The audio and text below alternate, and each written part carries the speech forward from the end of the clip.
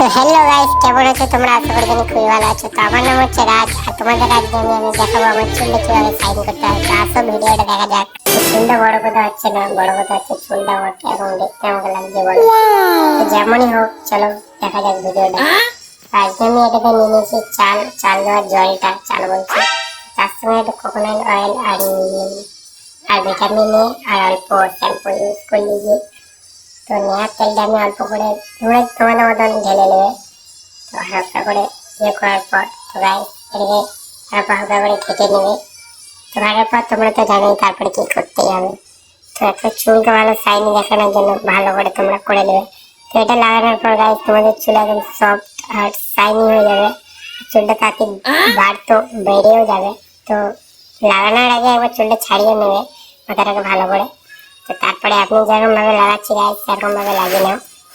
তো দেখাচ্ছি তোমাদেরকে, দাঁড়াও। তো আমি যেরকম ভাবে করছি সেরকম ভাবে লাগিয়ে নাও বন্ধুরা। আর হ্যাঁ, মনে রাখবে এটা শুধু সব প্রত্যেক দিনও করতে পারো, ডেলিও করতে পারো। Seriously?